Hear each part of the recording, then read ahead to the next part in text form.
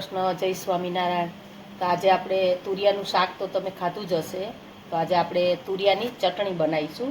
એના માટે મેં એક નંગ તુરિયું છે, એને સમારી અને ધોઈને લઈ લીધું છે। તેલ છે, 2 નંગ લીલા મરચાં છે, એક નાનો આદુનો ટુકડો છે, એક લીમડાની ડાળખી છે, નાનું એવું થોડું અડધાથી અડધું લીંબુ છે, ધાણા છે લીલા, તલ છે અને મીઠું છે। આપણે તુરિયાની ચટણી બનાવવા માટે પેનમાં થોડું તેલ લઈશું। 1-2 ચમચી તેલ લેવાનું છે। ગરમ થઈ ગયું છે, પણ તમે હિંગ ના લો તોય ચાલે, પણ મેં થોડી ચપટી હિંગ લીધી છે।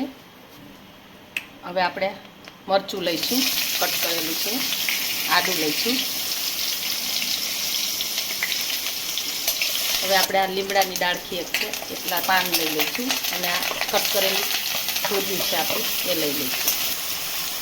સ્વાદ અનુસાર મીઠું લઈશું આપણે, તુરિયાના ભાગનું થોડું।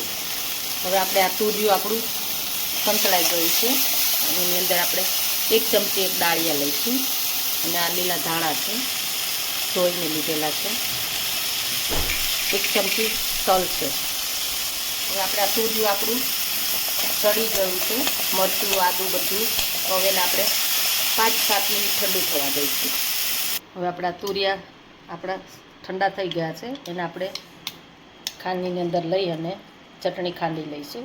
ખાંડેલી ચટણી બહુ સરસ સ્વાદ એનો આવે છે, મિક્સરમાં કરશો તો એવો સ્વાદ નહીં આવે। તમે લસણ ખાતા હોય તો એની અંદર લસણ પણ લઈ શકો છો। હવે આપણે આને ખાંડી ઠંડાઈ ગઈ છે, એની અંદર આપણે નાનો કટકો લીંબુનો છે એ આપણે લઈ લઈશું અને મિક્સ કરી લઈશું। તો આપણી તુરિયાની ચટણી તૈયાર થઈ ગઈ છે, એને આપણે બાઉલમાં સર્વ કરીશું। તુરિયાની ચટણી એને તમે રોટલી, ભાખરી અથવા રોટલો કોઈ પણ સાથે ખાઈ શકો છો। એકવાર ચોક્કસ ટ્રાય કરજો। અને આપણે લીમડાનું પાનથી ગાર્નિશ કરીશું। તમને અમારો વિડીયો ગમે તો લાઈક, શેર અને સબસ્ક્રાઈબ કરવાનું ભૂલતા નહીં।